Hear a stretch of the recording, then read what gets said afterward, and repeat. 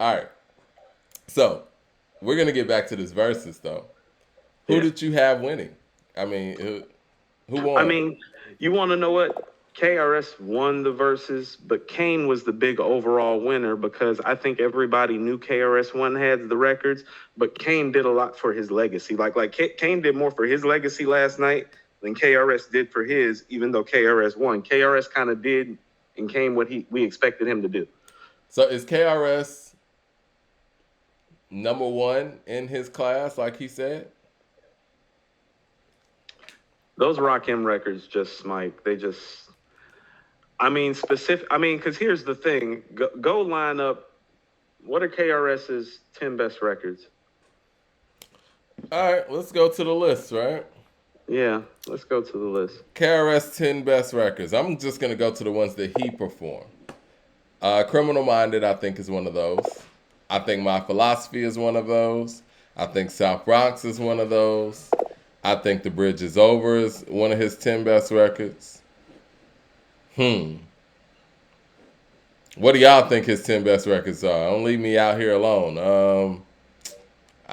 Maybe MC's Out Like They Don't Know is there. Yeah, that's a top 10. How many am I at? I think you're at five. Okay. I think Love's Gonna Get You is one of his better records. You don't think so? I'll take that. No, that's top 10 ish. I think I got Sound of the preferences. You know what I Police. mean? Sound of the What was the Police. record you just named? Sound of the Police. I think that has to be in there. Black Cop. I don't know about Black Cop. You think Black Cop's one of his 10 best records? I don't know. Yeah, I don't think so. Still number one. Yeah. 9mm Goes Bang. Yeah. Yeah, Yeah, 9mm Goes Bang is one of his 10 best records. that shit's hard.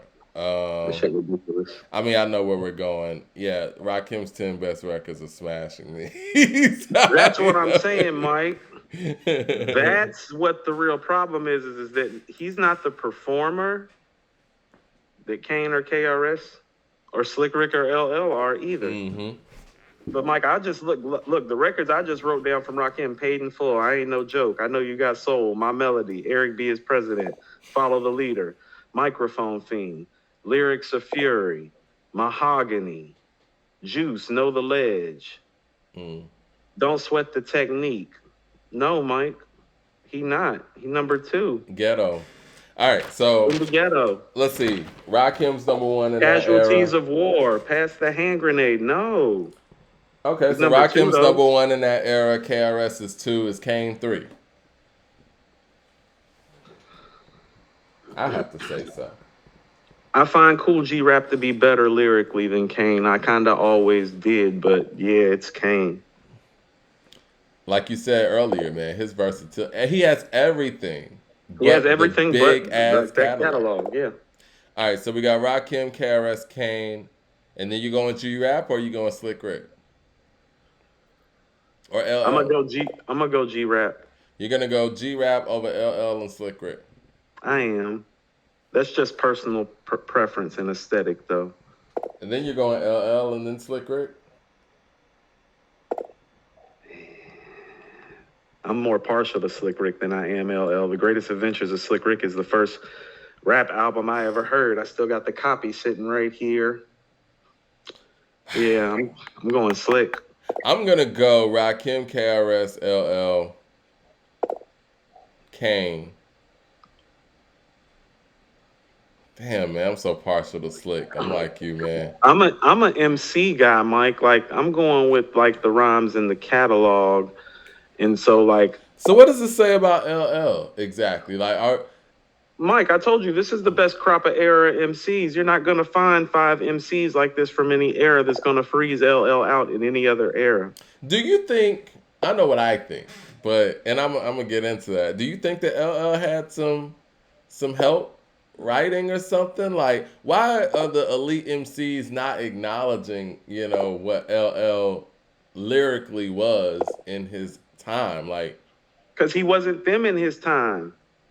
but he was. What do you mean Not not them? lyrically, Like Mike. No, lyrically? lyrically, Mike, if you were to listen to like Cool G Rap in 88, 89 and listen to LL, like, no, you can't say that, Mike. What's I'm gonna ask about the Fat Joe shit.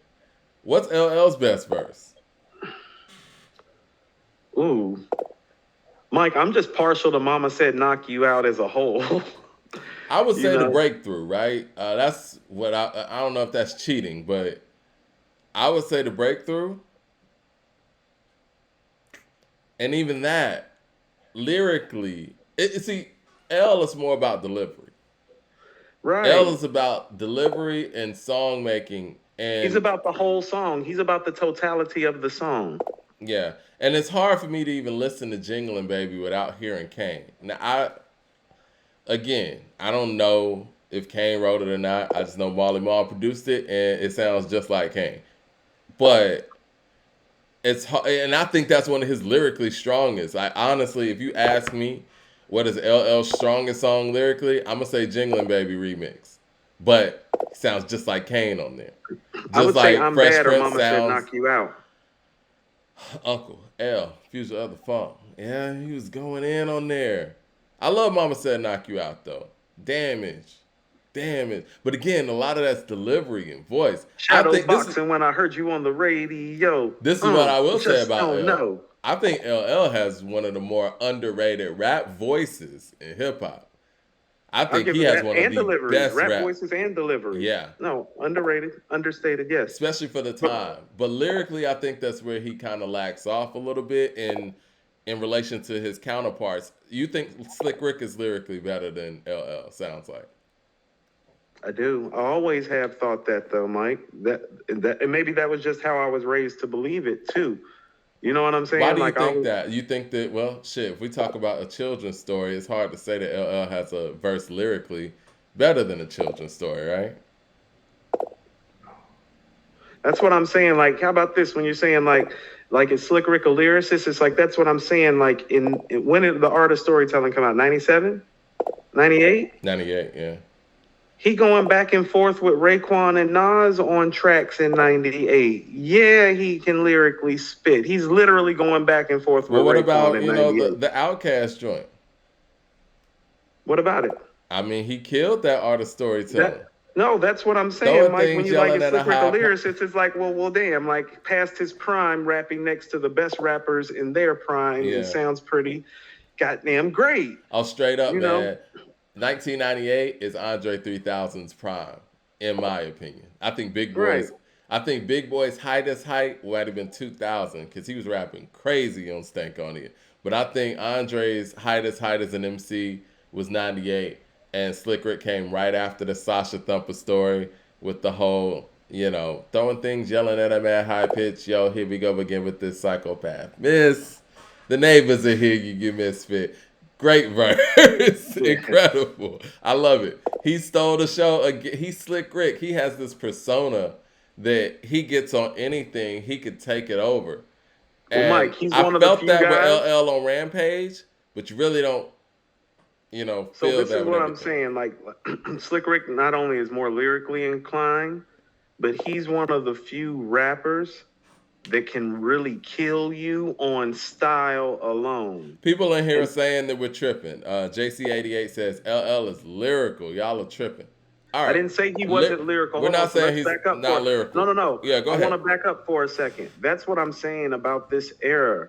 This is the best era of lyricists. So putting LL at 6, that's not a knock to him. That's a mark of how strong this class is at MCing. It's Ain't hard to nobody say. knocking L. L is great. Like I said, in any other era, he wouldn't be frozen out of a top 5.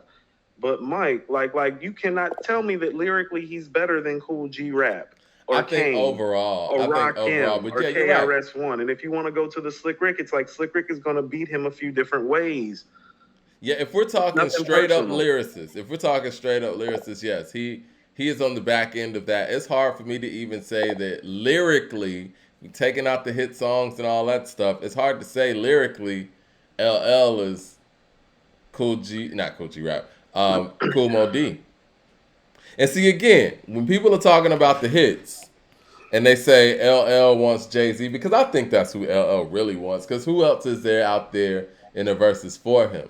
I just think Jay-Z as a lyricist is just not a good matchup for L. Like lyrically, he's too strong. And we're not saying LL isn't lyrical, but if we sit here break it down with his counterparts and the people he's in the class with, this is why people leave LL out of their top 10. And they shouldn't do that. So, But this is so why. Mike, I'm going to ask you a question right now. Go ahead.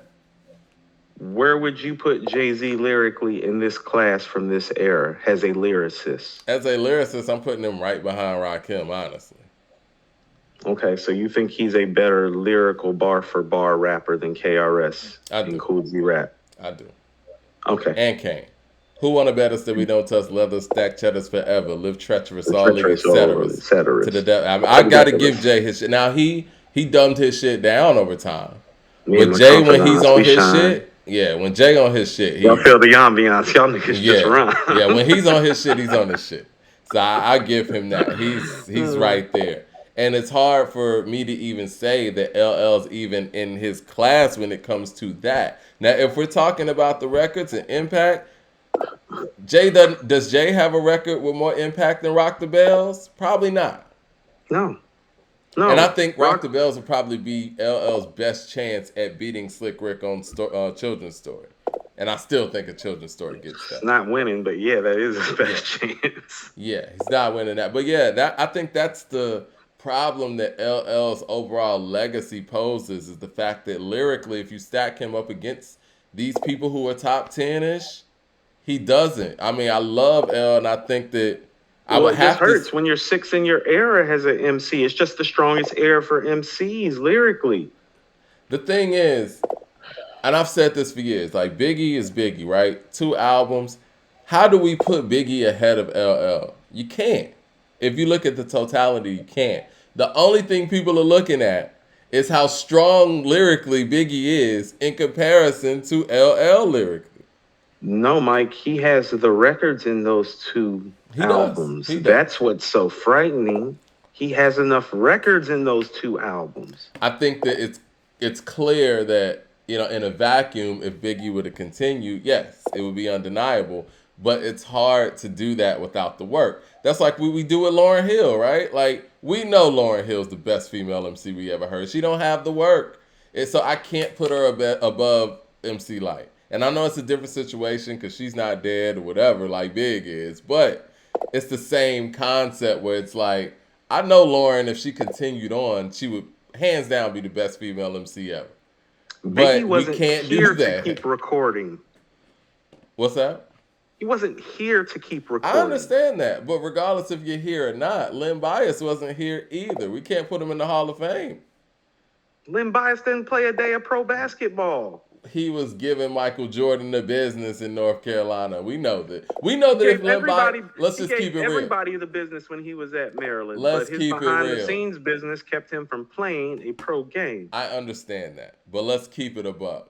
The man went to the Celtics. He was drafted number, what was it? Was that number 1 to the Celtics? Oh, I thought it was like 3 or 4. Something like that. He's in the top 6. He was going to Boston. And he had that skill set. That nigga was not going to fail. He was not going to be a bust, as they say. And I don't even like using that anymore. He looked like he had 25, 8, and 5 written on all over him. Oh, yeah.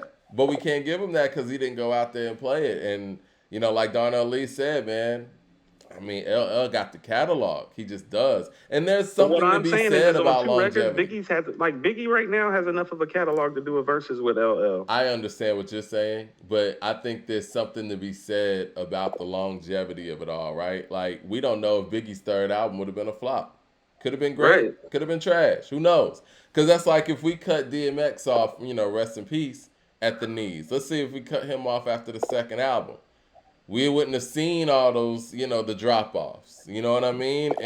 But those 2 albums are enough to do a versus too. Like DMX's first 2 albums are enough to do a versus. What I'm saying is, when a person's career lasts long and they are able to continue on, you got to. You're saying they need to be given respect and flowers and held up higher for that, for the longevity of it, because essentially that's what we're doing with Nas right now this year with the King's Disease 2. I totally get you.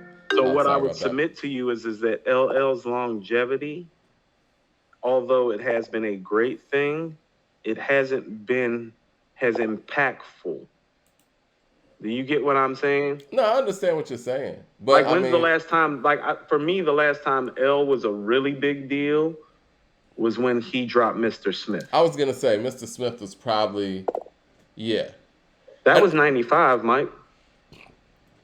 that's 9 years in the game. So when you're talking about his longevity, it's like, yeah, the longevity's been there, but how impactful has the longevity been to the culture? Because I feel like Mr. Smith was the last time that it was impactful to the culture. And that's not to say that he has not been impactful to the culture in a multitude of ways since then, because I kind of look at LL and Ice Cube and comparable since now. It's like, well, there's what they did for rap, and then there's what they did for hip hop as a whole with how they branched off and ventured into things. But I think you're looking at it in today's terms. Let's dial back into Okay. 1995. Nobody was even that relevant from his era, and that's just the truth. No, but that's why I'm bringing that up. Yeah. But that's the last time that it happened. And so let's say Yeah. he got here before all of them, and he lasted longer. But when you go look at the trail of hip hop trees, it's like, listen to the guys that we just talked about. Those guys are spinoffs of the other guys we talked about, and that's part of why LL is 6'2", is because those five guys, oh, you can hear their influence in a crop of MCs more than you can hear LL's. Tell me I'm wrong. Well, yeah, I mean, he's kind of a one-on-one, one-off situation. People in the Yeah. chat are saying Headsprung was a hit, and that was '03. Was that No, '03? I thought that was a little, no, that was '04. Headsprung was no, I didn't say trash. it wasn't a hit. I said impactful. I like Headsprung, I don't actually. like Headsprung. Now, I like I Love like You Better. Headsprung. Love You Better was great. That Love You was a Better is hit. one of his best songs, Mike. That's a hit. And I feel like that was his last great song on, as far as like the LL we know radio. And he's done some street songs that was pretty dope, I thought. But yeah, I wasn't a fan of Headsprung. Lord of They call Mercy, me Big Illy. yeah, it wasn't.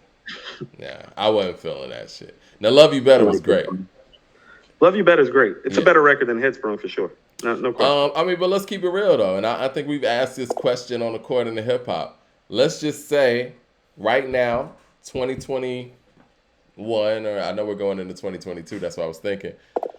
If Rakim, KRS, Kane, and LL all dropped an album or a single or whatever, which one has the best chance of dropping a hit? Oh, that's L. Okay. That's L, without a question. What's But the who's last? dropping the better? Who's dropping the best project of the four of them? That's a good question. I don't know the answer to that. I will I would put my actually say money on Rakim, because Chris. Rakim's done the. I would say Rakim because Rakim's the one that's actually done the most album work in the last 10 years. I'm okay with the Rakim choice. I would say Rakim too. Yeah. Because even when you don't really love where Rakim's coming from, and I'm speaking for myself, you don't really love the production, the lyricism is always there. I mean, he Yeah, showed Mike. us that even on the Busta Rhymes joint last year. Holy Are You off the Seventh Seal. Yeah, Yeah. like he can still get it done. Yeah. Yeah. All right, well, I guess we pretty much wrapped that up, man. You answered all of the questions I had with the verses, and it sounds like, again, KRS took it. But, Yeah. I think Kane came up the biggest winner because I think his legacy builds and people understand what all the fuss was about. I hate we didn't get a chance to see the Rakim and Kane thing. I don't think we're going to see a Rakim versus. I like your theory of the LL and Slick Rick versus. I think that would be pretty good. I think that that's the only person LL has left out there. I don't think Busta Rhymes has anybody out there other than Wayne. And the way Busta's kind of going about this, I don't think Wayne will do it. Lil Wayne doesn't need to do a versus. Nas is the only person that has the gravity of songs to cut down the best shit in Rakim's catalog. That's one of the biggest problems with Rakim too. It's not just that he's not as good on stage as KRS and Kane. It's the gravity of these records, Mike. Like, you need some other shit to take these records down. Nas is really the only one that got some other shit. Like, Jay got some of it on Reasonable Doubt and some joints on Volume 1. But Mike, Rakim rolling about 15 deep with some records, and it's just him on the records where it's like, them records are problems. I think that, and we could talk about this before we go out. I think that for whatever reason, people are putting these bugs out there that they're trying to get Jay. I think Jay wants to do a versus against Nas. I think Nas doesn't want to do it. But I think the biggest problem with Jay in a versus, what direction are you gonna go? Like, what direction are you going to go? You have a fan base that wants you for a lot of different things. He has kind of like a So Michael Jackson career, right? Where it's like our parents know Michael Jackson from a certain era. You got the people who grew up in the Thriller era who know Michael Jackson from a certain era. You got people who grew up in like the dangerous further out Michael Jackson and know him from that era, and they gravitate to different parts of him. You know what I'm saying? So it's like, absolutely. what Jay are you gonna get?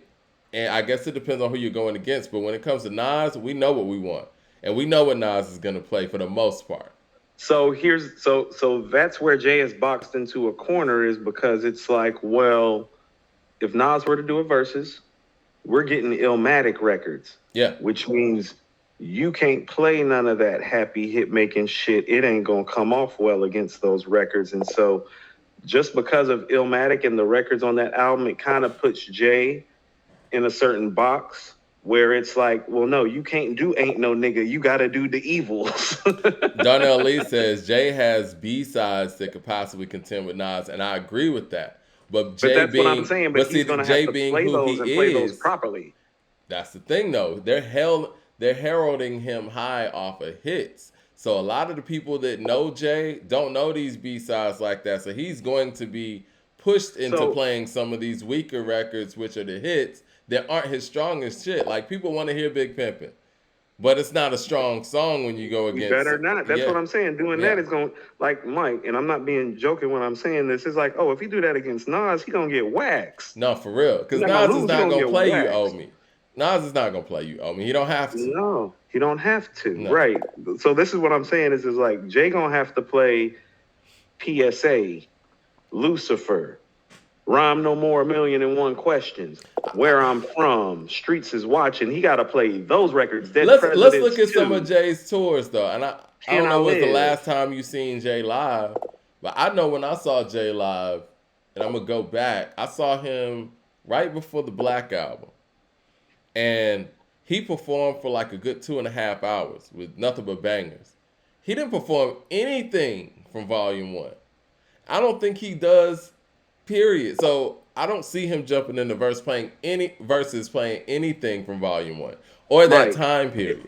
If he were to jump into a verses with Nas and leave Volume 1 off, he's going to lose. He's not gonna play. Lose, When's the lose, last time lose. you seen Jay perform anything from Volume But 1? that's what I'm He saying. might do But Where I'm Mike, From every now and then, but but that that's B it. side shit that fam is talking about, most of that stuff is on Reasonable Doubt in Volume 1. That's what I'm saying. Where I'm From, Rap Game, Crack Game, You Must Love Me, Friend of Foe DeCarlo says 98, y'all Streets Is Watching, underestimate. Imaginary Player. Yeah, That's DeCarlo says y'all underestimate how those hits are gonna go off in a verses. Not Against the World Is Yours in New York State of Mind. I think the hard hitting. That shit ain't gonna go well when New York State of Mind come on. No, it's not. He needs more of, maybe like a What More Can I Say. He needs more of the public service announcements. The You Don't 99 Know. Problems is a good hit record to play. I'm not a huge fan of 99 Problems, but I get it. I mean, You don't like 99 Problems? I love 99 Problems, it's Mike. cool. I don't know. It's cool.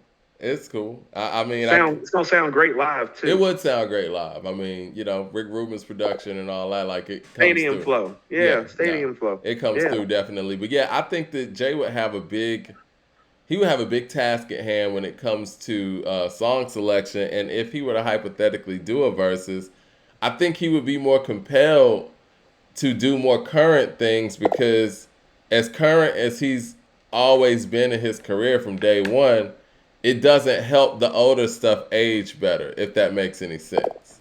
Like the only one of Nas's like actual hit records that he would probably play is If I Rule the World. Like he's not playing Street Dreams. He's not playing that. Like he's not playing those records. He's not playing Hate Me Now. No, he ain't playing Dr. JC88 Not Boot. says Like no.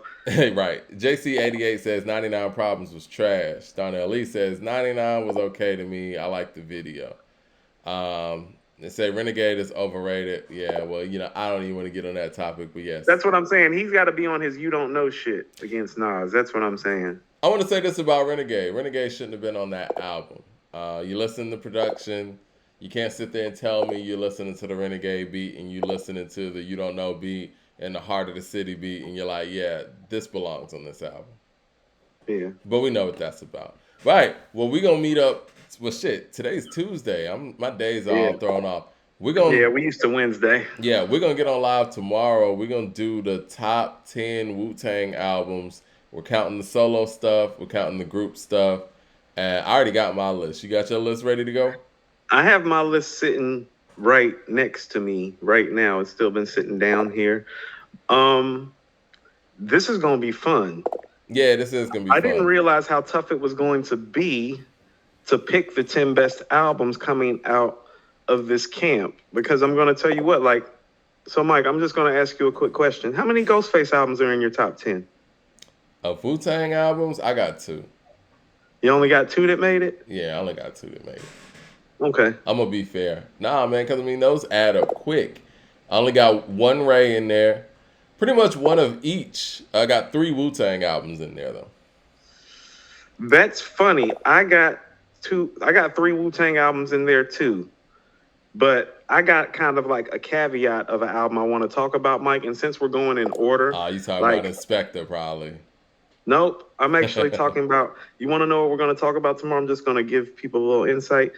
Don't forget that Old Dirty Bastards, Nigga Please is a great album. Nigga Please is fire. You know what? I skipped over that. Nigga Please is fire. It also, but see, the thing about Nigga Please is the fact that it don't feel like a Wu-Tang album. It doesn't. It feels nothing like a Wu-Tang album. I'm going to go listen to Nigga Please tonight. Yeah, you know what? I'm going to listen to, because the ones that are in that back half debate, and I'm just going to say, and I'm going to need to listen to all 3 of these today, Nigga Please, The Pillage, and Takao. Takao somewhere in my back too. We're gonna talk about Takao too. Yeah. I've never listened to You Guys' album. Have you? Yeah, I have. I listened to You Guys' album. Okay, I'll listen to that today too. So, Mike, I already know what our biggest argument's about to be tomorrow, and this is what people really need to tune in for. Tomorrow, Mike and I, because I already know our first 2 albums are probably the same, Mike. But tomorrow we're going to argue about Liquid Swords versus Supreme Clientele, and that's what people should really tune in for, because I have a feeling you're picking Supreme Clientele over Liquid Swords, so we about to fight. Okay. All right. Well, definitely. And I love Liquid Swords. They're definitely side by side for me. What was I going to say? I know you don't like Capadonna like I do, so I thought that was going to be one of the... we about to argue about that too, because I knew he's probably going to pull that move too. I'm excited. I'm going to listen to The Pillage. I'm going to be fair. I'm going to listen to The Pillage. I'm going to listen to Takao. And I'm going to listen to Nigga Please. And yeah, those are kind of back half of the Wu-Tang stuff. And I'm going to listen to the W too. I got to be fair. You know what I'm saying? Because I think the W is, I think all 4 of those are in a certain range. What do you think about, and we can go after this, you didn't include Judgment Day, right? Takao 2000? Didn't even register. Okay. I'm going to go listen to that again, too, because it got its moments. See how well it aged. I just didn't like the single Judgment Day. I think that was, again, one of those moments where we heard something that we didn't want to hear from the person that we got it from at that time. Little Electric Circus. You want to know what, Mike? About stuff. You saying that, I'm about to go listen to it too. I'm actually going to listen to that first, just because you said that. Yeah, because Dangerous Grounds is heavy, and it wasn't like Method Man fell off, because he jumped right back around. Play for Keeps, Party Crasher, Sweet Love. Sweet Love. Oh, Sweet Love. Yeah. I'm gonna give that album a shot again too, and maybe we were being unfair for Method Man at the time. So I felt like that album was too long when it came out, and that was the problem with it. Got a lot of memory serves. Yeah. Got a lot of skits. All right, man. Let's do it tomorrow. Wu-Tang Wednesday. Wu-Tang is forever. Wu-Tang forever.